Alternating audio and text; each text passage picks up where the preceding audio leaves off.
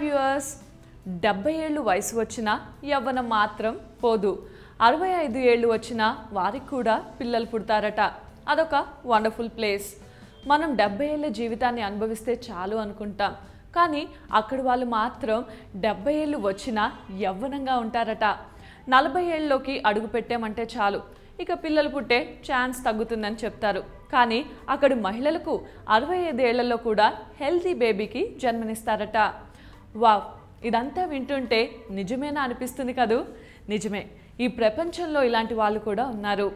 అంతేకాదు ప్రాణాంతకమైన క్యాన్సర్ వ్యాధి గురించి వారికి తెలియదట క్యాన్సర్ అనే మాటే వినలేదట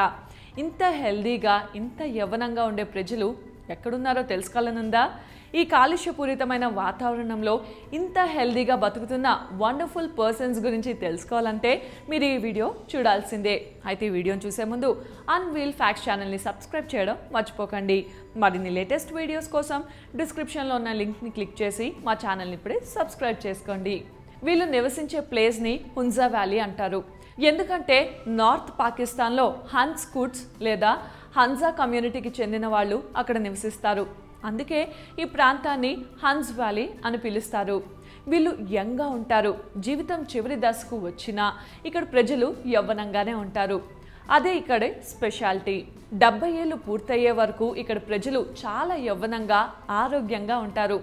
వావ్ ఎంత అదృష్టవంతులో కదా క్యాన్సర్ అంటే వీళ్ళకు తెలియదు ఈ భూమి మీద ఉన్న వాళ్ళెవరికైనా ప్రాణాంతక వ్యాధి క్యాన్సర్ గురించి తెలియకుండా ఉంటుందా అని అనుకుంటాం కదా కానీ హున్స్ వ్యాలీలో నివసించే వీళ్లకు మాత్రం ఇలాంటి ఒక వ్యాధి ఉందని కూడా తెలియదు ఎందుకంటే ఇప్పటి వరకు ఈ ప్రాంతంలో ఎవరికి క్యాన్సర్ రాకపోవడమే దీనికి కారణం సాధారణంగా 40 నుంచి 50 ఏళ్ళు వచ్చిందంటే ఆ మహిళ కన్సీవ్ అవ్వడం కష్టం ఎందుకంటే వాళ్ళ ఆరోగ్యం సహకరించదు అయితే ఈ అందమైన ప్రదేశంలో నివసించే ఆడవాళ్ళు మాత్రం 65 ఏళ్లలో కూడా హెల్దీ బేబీకి జన్మనిస్తారు చాలా అద్భుతంగా అనిపిస్తుంది కదూ వీళ్ళ హెల్త్ సీక్రెట్ ఏంటంటే ఇక్కడ వాళ్ళు 70 ఏళ్ళు వచ్చినా యవ్వనంగా ఉండడం 65 ఏళ్ళ వరకు బిడ్డకు జన్మనిచ్చే అదృష్టం కలగడానికి కారణం వాళ్ళ హెల్దీ లైఫ్ స్టైలే అయితే వీళ్ళు కేవలం ప్రోటీన్ ఫుడ్స్ అయిన పండ్లు కూరగాయలు పాలు డ్రై ఫ్రూట్స్ ఎగ్స్ మాత్రమే తీసుకుంటారు అలాగే వాల్నట్స్ని కూడా ఎక్కువగా తీసుకుంటారు అందుకే క్యాన్సర్ వ్యాధి వీళ్ళ జోలికి రాదు